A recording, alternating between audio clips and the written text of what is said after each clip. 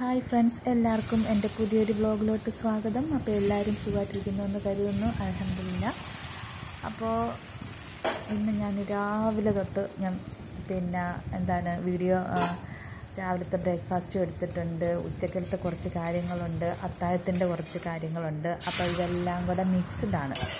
അപ്പം നമുക്ക് രാവിലെ തൊട്ടുള്ള സ്റ്റാർട്ട് ചെയ്യാം.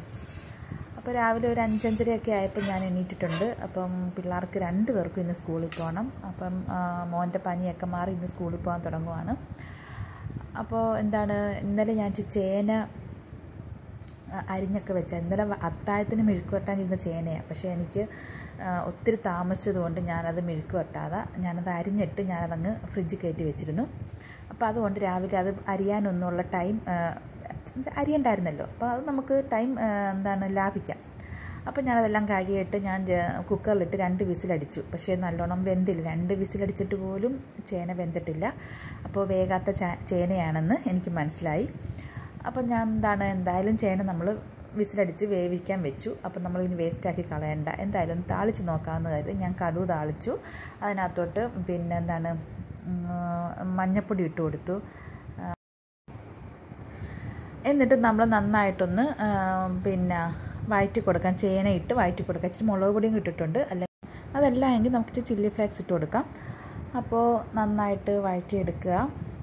ഒരു കുറച്ച് ഉപ്പും കൂടി ഇട്ട് കൊടുത്ത് നമ്മൾ ചേന വേവിക്കാൻ വെച്ചപ്പോൾ ഓൾറെഡി ഉപ്പിട്ട് കൊടുത്തിട്ടുണ്ടായിരുന്നു. അതുകൂടാതെ ഇച്ചിരിയും കൂടെ നമ്മൾ ഉപ്പിട്ട് കൊടുക്കുക. എന്നിട്ട് അപ്പം ഞാൻ സ്പൂൺ വെച്ചിങ്ങനെ ഒന്ന് കുത്തി നോക്കിയിട്ടൊന്നും വെന്തിട്ടില്ല.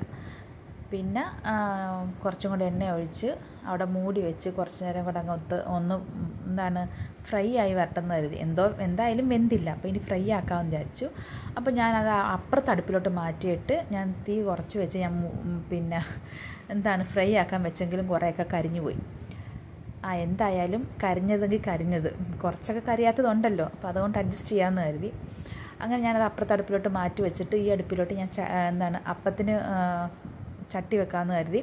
അപ്പം ഇന്നലെ ഞാൻ അപ്പത്തിൻ്റെ മാവെല്ലാം കലക്കി ഞാൻ റൈസ് കുക്കറിൽ വെച്ചിരുന്നു. എന്തായാലും അത് നല്ലോണം പതഞ്ഞെല്ലാം വന്നിട്ടുണ്ട്.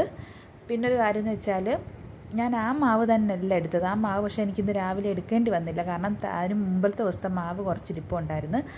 അതാണ് ഞാനിപ്പം അപ്പം ചുടുന്നത്. മറ്റേ മാവ് ഞാൻ തൊട്ടിട്ടില്ല. അത് തൊട്ടിട്ടില്ലെന്ന് പറയാൻ പറ്റത്തില്ല. ഞാൻ എടുത്ത് കലക്കി എല്ലാം പരുവത്തിനാക്കി വെച്ചിരുന്നു. പക്ഷേ എനിക്ക് എടുക്കേണ്ടി വന്നില്ല. അതിൻ്റെ തലേന്നത്തെ മാവാണ് മൊത്തം ഞാനിന്ന് രാവിലത്തേക്ക് എടുത്തത്.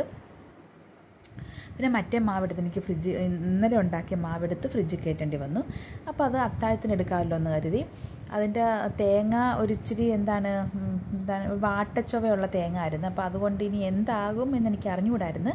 പക്ഷെ അത്താഴം കഴിച്ചപ്പോൾ ഒരു കുഴപ്പവും ഇല്ലായിരുന്നു മനസ്സിലായി കേട്ടോ. അപ്പം എന്തായാലും തേങ്ങയും വേസ്റ്റ് ആയില്ലല്ലോ, അതങ്ങനെ ഓടിച്ചു. അപ്പോൾ ഞാൻ അപ്പത്തിൻ്റെത് മാവ് ഒഴിച്ചെല്ലാം ചുട്ടിങ്ങനെ കറക്കി റൗണ്ട് അടിച്ച് കറക്കി മൂടി വെച്ച് എല്ലാം ചുട്ടെടുക്കുവാണ്. പിന്നെ ഇത് ഇത്രയും ചുട്ട് കഴിഞ്ഞിട്ട് പിന്നെ നേരെ ഞാൻ മീൻ പൊരിക്കുന്നുണ്ട്. കാരണം 2 ദിവസത്തിന് മുമ്പ് വെച്ച് കണമ്പ് വാങ്ങിച്ചത് ഫ്രിഡ്ജിൽ ഇരിപ്പുണ്ടായിരുന്നു. പിള്ളേർക്ക് ഇതുപോലെ തന്നെ സ്കൂളിൽ കൊടുത്തു വിടാൻ വേണ്ടി ഫ്രൈ ആക്കാൻ വേണ്ടി വെച്ചിരുന്നതാണ്. പക്ഷെ അതെനിക്ക് എടുക്കാൻ പറ്റിയില്ല. എന്തായാലും ഇന്ന് രാവിലെ ഞാനതെടുത്ത് ഇന്നലെ രാത്രി ഞാൻ അരപ്പ് പുരട്ടി വെച്ചിരുന്നതാണ്. എനിക്ക് ഇന്നലെ രാത്രി എടുക്കാൻ പറ്റാത്തതുകൊണ്ട് വീണ്ടും ഫ്രീസർ കയറ്റിയിട്ട് ഇന്ന് രാവിലെ എടുത്ത് ഞാൻ പൊരിച്ചു. അപ്പോൾ അതും നമ്മുടെ ചേന മെഴുക്ക് പുരട്ടിയും പിന്നെ നമ്മൾ ഇന്നലെ ഉണ്ടാക്കിയ കൊഞ്ചിൻ്റെ കറി ഉണ്ടല്ലോ, കൊഞ്ച് റോസ്റ്റ് കറി, അതൊന്നും കൂടെ ഇച്ചിരി വെള്ളമൊക്കെ ഒഴിച്ച് ചൂടാക്കിയപ്പോൾ നല്ല സൂപ്പർ കറിയായിട്ടൊക്കെ നല്ല ടേസ്റ്റ് ഉണ്ടായിരുന്നു. എല്ലാം പരുവത്തിനുള്ള നല്ല ടേസ്റ്റ് ഉണ്ടായിരുന്നു. അപ്പോൾ അത് പിള്ളേർക്ക് ഞാൻ കൊടുത്തു വിട്ടു, ചേന മെഴുക്ക് പുരട്ടിയും മീൻ പൊരിച്ചതുമായിട്ട്. അപ്പോൾ അങ്ങനെ രാവിലത്തെ എല്ലാം കഴിഞ്ഞു. പിന്നെ ഉച്ചക്കലത്തേന്ന് വെച്ചാൽ ഞാൻ മത്തി ഇച്ചിരി ഓൾറെഡി 2 ദിവസത്തിന് മുമ്പ് ഞാൻ വെട്ടി വെച്ചിരുന്നു. അപ്പം വെട്ടി കഴുകി വൃത്തിയാക്കി ഞാൻ ഫ്രീസറിൽ വെച്ചായിരുന്നു. അപ്പോൾ അതിൽ നിന്ന് കുറച്ചെടുത്തിട്ട് മീൻ തേങ്ങ അരച്ച് കറി വെച്ചു. അപ്പം മോൾക്ക് എപ്പോഴും തേങ്ങ അരച്ച കറി, ഓറഞ്ച് കറി എന്നും പറഞ്ഞാണ് ഇഷ്ടം. മുളക് കറിക്കകത്ത് വലിയ താല്പര്യമില്ല. 2-3 ദിവസം കൊണ്ട് ഈ മുളക് കറി തന്നെ ഓടുന്നത് കൊണ്ട് ഇന്ന് ഞാൻ ഒന്ന് വെറൈറ്റി ആയിക്കോട്ടെ എന്ന് കരുതി തേങ്ങ അരച്ച് കറി വെച്ചപ്പോൾ ഇവിടുത്തെ മുളക് പൊടിക്ക് ഇച്ചിരി മിസ്റ്റേക്ക് ഉള്ളത് കൊണ്ട് എനിക്കൊരു നല്ലൊരു മുളക് പൊടിയുടെ ടേസ്റ്റ് എനിക്ക് കിട്ടുന്നില്ല. പിന്നെ എന്ത് ചെയ്യാൻ പറ്റും, ഇത് തീരാൻ നമുക്ക് മുളക് പൊടി വാങ്ങിക്കാൻ പറ്റില്ല. അപ്പം അങ്ങനെ അങ്ങ് അഡ്ജസ്റ്റ് ചെയ്ത് തീരട്ടെന്ന് വിചാരിച്ചിട്ട്. എന്ന് വെച്ചാൽ ഒരുപാട് കൂടുതൽ വാരി ഇട്ട് കറി വെക്കാമെന്നല്ല, എന്നാലും നമ്മൾ തീരുന്നിടം വരെ ഈ മുളക് പൊടി ഉൾക്കൊണ്ടങ്ങ് പോവുക, അത്രേ ഉള്ളൂ. അതുപോലെ തന്നെയാണ് മഞ്ഞപ്പൊടിയുടെ അവസ്ഥയും. പിന്നെ മല്ലിപ്പൊടി ഓൾറെഡി ഞാൻ വാങ്ങിച്ചു, അപ്പോൾ അതുകൊണ്ട് കുഴപ്പമില്ല. അപ്പം പുരയിടത്തിലൊരു 2-3 വാഴ നിൽപ്പുണ്ട്. അതിൻ്റെ ഒരു വാഴ കുലച്ചിട്ട് അതിൻ്റെ കൊല ഇവിടെ കൊണ്ടുവന്ന് തന്നായിരുന്നു. അപ്പം അത് പിന്നെ ഇച്ചിരി ഏകദേശമൊക്കെ ഒരു പഴുത്ത അവസ്ഥയിലാണ്. അപ്പോൾ പിന്നെ അത് പിന്നെ ഓരോ പടല മുറിച്ചിട്ട് ഓരോ സെറ്റാക്കി മാറ്റണം. അങ്ങനെ കുറച്ച് ജോലി ഉണ്ടായിരുന്നു. അത് പടല മുറിച്ച് സെപ്പറേറ്റ് ആൾക്കാർക്കൊക്കെ ആയിട്ട് മാറ്റി പങ്കിട്ട് വെക്കത്തില്ലേ എന്ന് പറയുന്ന പോലെ നമ്മൾ നമ്മുടെ ആൾക്കാർക്കും മറ്റുള്ളവർക്കൊക്കെ ആയിട്ട് നമ്മളിങ്ങനെ പങ്കിട്ട് വെക്കുന്ന ആ ഒരു ചടങ്ങുണ്ടായിരുന്നു. അപ്പോൾ അതെല്ലാം ഉച്ചയ്ക്കെല്ലാം കഴിഞ്ഞിട്ടാണ് പിന്നെ ഞാൻ ഉച്ചക്കലത്തെ ഫുഡ് പ്രിപ്പറേഷന് വേണ്ടി കയറിയത്. പിന്നെ മീൻകറി ഞാൻ പറഞ്ഞതിൻ്റെ കൊച്ചുമത്തി കുറച്ചെടുത്ത് മീൻകറി ആക്കി. അപ്പം ഇവിടുത്തെ ഉമ്മ എനിക്ക് തേങ്ങ പൂളി തന്നിരുന്നു. അപ്പോൾ അതിനകത്ത് കുറച്ചെടുത്തിട്ടാണ് ഞാൻ ഒരു ചാറ് പോലെ മാങ്ങയൊക്കെ ഇട്ടിട്ടുണ്ടല്ലോ, തക്കാളി ഇട്ടില്ല, മാങ്ങായും കുടംപുളിയും ഇട്ട് നന്നായിട്ട് തേങ്ങ അരച്ച ഒരു ഓറഞ്ച് കറി ഉണ്ടാക്കി. അതിനുശേഷം പിന്നെ ഞാൻ കുറച്ച് ദിവസത്തിന് മുമ്പ് ഞാൻ ഇച്ചിരി പാവയ്ക്ക അരിഞ്ഞ് ഫ്രിഡ്ജിൽ വെച്ചിരുന്നു. അപ്പോൾ അതെനിക്ക് എടുക്കാൻ പറ്റിയില്ലായിരുന്നു. അപ്പോൾ അതൊക്കെ എൻ്റെ മനസ്സിലുണ്ട്, ആ പാവയ്ക്ക അരിഞ്ഞത് ഫ്രിഡ്ജിലുണ്ടല്ലോ എന്നുള്ളൊരു മൈൻഡിലുണ്ട്. അപ്പോൾ അതുകൊണ്ട് വേറെ പച്ചക്കറി ഒന്നും എടുക്കേണ്ടി വന്നില്ല. പിന്നെ ചേനയും രാവിലെ മെഴുക്കുവരട്ടി ഉണ്ടായിരുന്നല്ലോ. അപ്പോൾ കണമ്പ് പിന്നെ ഞാൻ വാൽക്കഷ്ണം വലുതാക്കി 2 എണ്ണം എടുത്ത് വെച്ചിരുന്നു പിള്ളേർക്ക് സ്കൂളിൽ കൊടുത്തു വിടാൻ വേണ്ടി. അപ്പോൾ ആ 2 മീനേ ഉള്ളായിരുന്നു തോന്നുന്നു, വലിയ 2 കണമ്പ്. അപ്പോൾ 2ൻ്റെ വാൽക്കഷ്ണം ഉണ്ടായിരുന്നു. ഓക്കെ, അപ്പോൾ 2 പേർക്കുമായിട്ട് അത് ആ വാൽക്കഷ്ണം കൊടുത്തു വിട്ടു. എല്ലാവരും 2 പേരും ഹാപ്പി ആയിരുന്നു അതിനകത്ത്. അപ്പോൾ അങ്ങനെ ഞാൻ പറഞ്ഞു വന്നത്, അപ്പോൾ അങ്ങനെ നമ്മുടെ ആ പാവയ്ക്ക ഒരു ഇച്ചിരി ഉള്ളൊരു സ്വല്പം അത് പിന്നെ അന്ന് ഒരു പാവയ്ക്ക ഞാനന്ന് കുറച്ചെടുത്ത് ബാക്കി വെച്ചതാണ്. അപ്പോൾ അതെടുത്ത് ഞാനൊരു ആദ്യം മിഴുക്ക് വെട്ടാവുന്ന കരുതി. അപ്പം ഞാൻ വിചാരിച്ചു ഒരു സവാള അരിഞ്ഞതില്ലല്ലോ. അപ്പം പിന്നെ അതിങ്ങനെ വാടി വന്നപ്പോൾ ഞാൻ വിചാരിച്ചെന്നാൽ ഇച്ചിരി തേങ്ങാപ്പീര ഇരിപ്പുണ്ട്, എന്നാൽ അതൊന്ന് അരച്ചൊരു ഇച്ചിരി തേങ്ങാപ്പീര എടുത്തിട്ട് ഒരു തോരൻ പോലെ ആക്കാം, പച്ചമുളകും ഇടാം, മഞ്ഞപ്പൊടി ഓൾറെഡി പാവയ്ക്കകത്ത് തന്നെ ഇട്ട് കൊടുക്കാം. നമ്മുടെ തേങ്ങാപ്പീരക്കകത്ത് മഞ്ഞപ്പൊടി ഇടണ്ട, കൊച്ചുള്ളി ഒന്നുമില്ല, വെറും തേങ്ങാപ്പീര അരച്ചതിനകത്തിട്ട് അങ്ങോട്ട് ചേർത്ത് കൊടുത്തതേ ഉള്ളൂ. മഞ്ഞപ്പൊടി ഓൾറെഡി ഞാൻ പാവയ്ക്കകത്ത് ഇട്ടു, പിന്നെ പച്ചമുളക് ഇട്ട് കൊടുത്തായിരുന്നു, പാകത്തിനുള്ള ഉപ്പും. അപ്പോൾ അങ്ങനെ അതങ്ങ് തോരൻ കൊള്ളാം, കുഴപ്പമില്ല, ടേസ്റ്റായിരുന്നു. നമ്മൾ ഉപ്പ് കൂടുതലോ അങ്ങനെ ഒരു മിസ്റ്റേക്കും ഇല്ലായിരുന്നു, കുഴപ്പമില്ല, നമുക്ക് കിട്ടി. എനിക്കൊരു പേടിയുണ്ടായിരുന്നു, കാരണം പാവയ്ക്കകത്ത് ഈ വെള്ളം കെട്ടിയതുപോലെ വല്ലതും ആകുമോ, ചീത്തയായി പോകുമോ എന്നൊക്കെയുള്ളൊരു കൺഫ്യൂഷൻ ഉണ്ടായിരുന്നു. പക്ഷേ നോ പ്രോബ്ലം, നല്ല രീതിയിൽ തന്നെ കിട്ടി. പിന്നെ ഇന്ന് ചൂര കിട്ടിയിരുന്നു, വലിയ ചൂര കിട്ടിയിരുന്നു. പക്ഷേ ആ ചൂര വെട്ടുന്നതൊന്നും എനിക്ക് വീഡിയോ എടുക്കാൻ പറ്റിയില്ല. അതിന്ന് കറി വെച്ചതുമില്ല. ഞാൻ എന്തായാലും വെട്ടി വെച്ചു, കാരണം പെട്ടെന്ന് അത്യാവശ്യം ഒരു രാത്രിയിലാണെങ്കിലൊക്കെ നമുക്ക് കറി വെക്കണമെങ്കിൽ പിന്നെ നിന്ന് നമ്മളെടുത്ത് വെളിയിൽ വെച്ച് പിന്നെ അത് വെട്ടി പിന്നെ കയ്യിലെല്ലാം മീനിൻ്റെ സ്മെല്ലാകത്തില്ലെന്ന് കരുതിയിട്ട് അപ്പം തന്നെ ഞാൻ ഉച്ചയ്ക്ക് തന്നെ ഇതെല്ലാം ഒതുക്കിയിട്ട് ഞാൻ മീനും അങ്ങ് വെട്ടി കഴുകി വൃത്തിയാക്കി 2 സെക്ഷനായിട്ട് വെച്ചു. ഒന്ന് കറി വെക്കാനും ഒന്ന് പൊരിക്കാനുമായിട്ട് ഞാൻ സെപ്പറേറ്റ് ആക്കി ഫ്രിഡ്ജിൽ തന്നെ ഫ്രീസറിൽ വെച്ചിരുന്നു. ഇനിയിപ്പം നമുക്ക് നാളെ എങ്ങനെയാണെന്ന് സൗകര്യം പോലെ, ചിലപ്പോൾ നാളെ ഉച്ചയ്ക്കോ അല്ലെങ്കിൽ നാളെ രാത്രിയിലോ എങ്ങനെയാണെന്ന് വെച്ചാൽ നമുക്കത് പിന്നെ വെട്ടി വെച്ച് കഴിയും വൃത്തിയാക്കി വെച്ചേക്കുന്നുണ്ട്, നമുക്ക് സുഖത്തെ നമുക്ക് കറി വെച്ചെടുക്കാം, പൊരിക്കുകയും ചെയ്യാം. അപ്പം അതും അങ്ങനെ ആയി. പിന്നെ ബാലൻസ് ഇരുന്ന മത്തി എടുത്തിട്ട് ഞാൻ അരപ്പ് പുരട്ടിയിട്ട് അതിനകത്ത് കുറച്ചെടുത്ത് പൊരിച്ച് അപ്പോഴേക്കും പിന്നെ ചോറ് മാത്രം ആവി കയറ്റിയില്ലായിരുന്നു. പിന്നെ അതും ഇതെല്ലാം അടുപ്പേ വെച്ചിട്ട് ഞാൻ പോയി ചോറും ആവി കയറ്റി കഴിഞ്ഞപ്പോഴത്തേക്കിന് ഇവിടുത്തെ വാപ്പായ്ക്കും ഉമ്മായ്ക്കും ചോറ് കൊടുക്കേണ്ട ടൈമായി. അങ്ങനെ പിന്നെ അവർക്ക് ചോറൊക്കെ കൊടുത്തു. പിന്നെ ഞാനങ്ങനെ പെട്ടെന്നൊന്നും ഫുഡ് കഴിച്ചില്ല. ഞാൻ പിന്നെ കഴിച്ചപ്പം 3:30-3:45 ആ ടൈമോളമായി ഞാൻ ഫുഡ് കഴിച്ചപ്പോൾ. അപ്പോഴേക്കും പിള്ളേർ സ്കൂളിൽ നിന്ന് വന്നു. അങ്ങനെ പിന്നെ അതെല്ലാം പിള്ളേരുടെ കാര്യങ്ങളും എല്ലാം നോക്കി എല്ലാം കഴിഞ്ഞപ്പോൾ പിന്നെ വൈകുന്നേരം ചോറ് ഞാൻ പറഞ്ഞല്ലോ ഇന്ന് വെച്ചില്ല എന്ന്. അപ്പോൾ അങ്ങനെ ഇരുന്നപ്പോഴത്തേക്ക് ഞാൻ വിചാരിച്ചത് അപ്പത്തിൻ്റെ മാവുണ്ടല്ലോ, അപ്പോൾ ഇവിടെ വാപ്പായും ഉമ്മായും ഒക്കെ അത്താഴം അപ്പവും എന്തെങ്കിലും പലഹാരം ഉള്ളതാണ് കഴിക്കുന്നത്, ചോറ് വലിയ കഴിപ്പില്ല. അപ്പോൾ അവർക്ക് എന്തെങ്കിലും പലഹാരം ഉണ്ടാക്കണം. അങ്ങനെ ഞാൻ പിന്നെ ഫ്രിഡ്ജിരുന്ന മാവെടുത്ത് കുറച്ച് നേരത്തെ തന്നെ വെളിയിൽ വെച്ച്, നമ്മളിപ്പോൾ സോഡാപ്പൊടി ഉപ്പൊന്നും എപ്പോഴും ചേർക്കേണ്ട കാര്യമൊന്നുമില്ല. ഞാൻ നേരത്തെ എടുത്ത് വെളിയിൽ വെച്ച് തണുപ്പ് മാറി കിട്ടാൻ വേണ്ടി, എന്നിട്ട് അതിനകത്തോട്ട് കുറച്ച് പഞ്ചസാര ഇട്ട് കലക്കി അവിടെ സെറ്റാക്കി വെച്ചിരുന്നു. ഒരു അരമണിക്കൂർ നമുക്ക് ഇഷ്ടമുള്ള അത്ര നേരം ഇരിക്കട്ടെ, ഒരു അരമണിക്കൂറോ 3/4 മണിക്കൂറോ ഇന്നും പറഞ്ഞൊരു കുഴപ്പവും വരത്തില്ല. അപ്പം അങ്ങനെ കുറച്ച് നേരം അതവിടെ മൂടി വെച്ച് പഞ്ചസാര ഇട്ട് കലക്കിയിട്ട് അങ്ങനെ പിന്നെ ഞാൻ വെറൈറ്റി ആയിക്കോട്ടെ എന്ന് വിചാരിച്ചിട്ട് നമ്മുടെ ദോശക്കല്ലുണ്ടല്ലോ, പൊറോട്ടയൊക്കെ ചുടുന്ന അതിനകത്ത് നമുക്ക് ഈ മസാല ദോശയ്ക്കൊക്കെയുള്ള ദോശ ചുടാൻ പറ്റുന്ന രീതിയിലുള്ള വലിയ ചട്ടി, ഇവിടെ ഒറോട്ടിയാണ് ചുടുന്നത്. അതെടുത്ത് ഞാൻ അടുപ്പേ വെച്ച്. പക്ഷേ എനിക്കറിയത്തില്ലായിരുന്നു ഈ ദോശക്കല്ലിനെ ഒരു സൈഡ് കൊണ്ട് ദോശക്കല്ലിനാണോ സ്റ്റൗവിനാണോ ഒരു ചെറിയൊരു സ്ലോപ്പ് ഉണ്ടെന്നുള്ള കാര്യം എനിക്ക് അറിഞ്ഞുകൂടായിരുന്നു. അപ്പം സ്റ്റൗവിന് സ്ലോപ്പ് ഉള്ളത് കൊണ്ടാണോ ഓൾറെഡി ദോശക്കല്ലിന് സ്ലോപ്പ് ഉള്ളത് കൊണ്ടാണോ എന്ന് എനിക്ക് അറിഞ്ഞുകൂടാ. ഒരു ചെറിയ ചരിവുണ്ടായിരുന്നു. ഞാനെന്നാൽ മോന് രാത്രിയിൽ എന്തുവാണെങ്കിലും ചോറിൻ്റോടാണെങ്കിലൊക്കെ ജസ്റ്റ് ഒരു മുട്ടയാണെങ്കിൽ അവന് പൊരിച്ച് വേണം.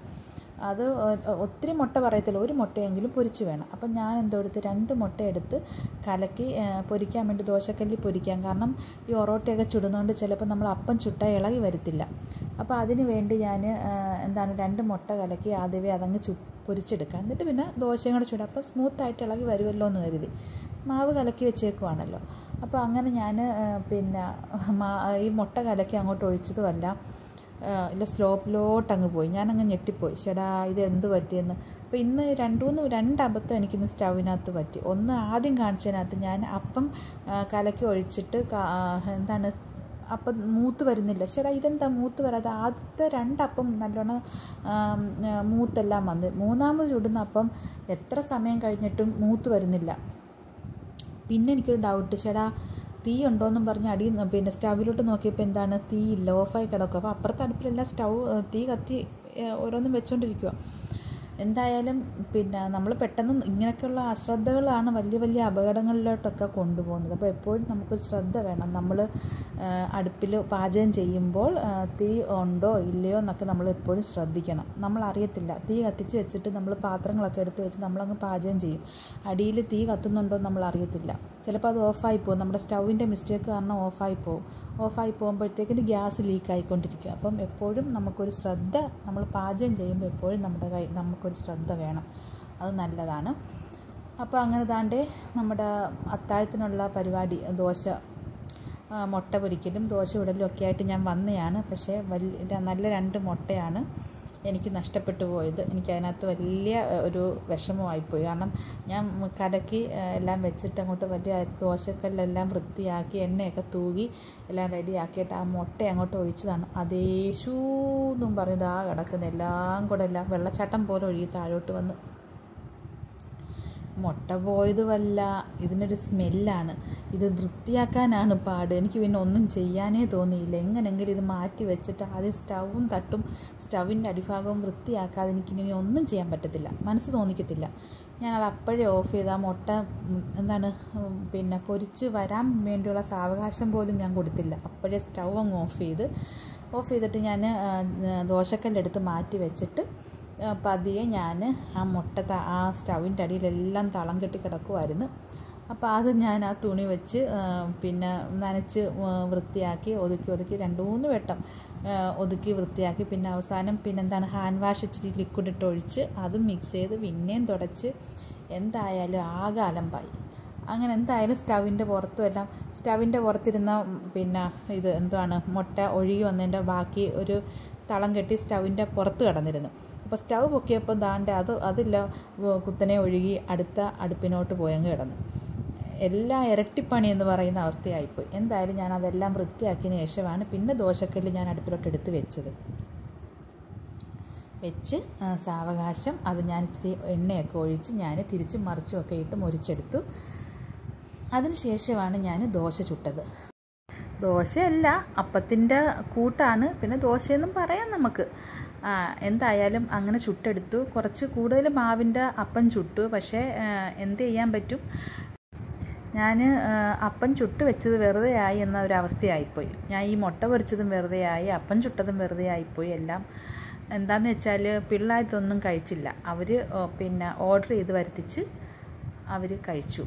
അപ്പം ഇതെല്ലാം നമുക്ക് ബാലൻസ് അവിടെ മൂടി വെക്കേണ്ടി വന്നു. ഇപ്പം ഇൻഷാ അല്ലാഹ് നാളെ രാവിലെ പറ്റുന്നിടത്തോളം ചൂടാക്കിയൊക്കെ കഴിക്കാം. അല്ലാതെ നമുക്ക് കളയുന്ന പരിപാടിയൊന്നുമില്ല. എങ്ങനെയെങ്കിലുമൊക്കെ നമ്മൾ കഴിച്ചു കൂട്ടും. അപ്പോൾ ഇത്രയൊക്കെ ഉള്ളൂ. നമ്മുടെ അത്താഴം കഴിഞ്ഞു. അപ്പോൾ ഇന്നത്തെ വീഡിയോ എല്ലാവർക്കും ഇഷ്ടപ്പെട്ടെന്ന് കരുതുന്നു. ഇഷ്ടപ്പെട്ടെങ്കിൽ ലൈക്ക് ചെയ്യുക, ഷെയർ ചെയ്യുക, സബ്സ്ക്രൈബ് ചെയ്യുക, കമൻറ്റ് ചെയ്യുക. മസ്റ്റായിട്ട് കമൻറ്റ് എന്തെങ്കിലും ഒരു കമൻറ്റായിട്ട് എന്തെങ്കിലും നിങ്ങൾ അറിയിക്കുക. അപ്പം അതുപോലെ തന്നെ ഒന്ന് ലൈക്ക് ചെയ്യുക.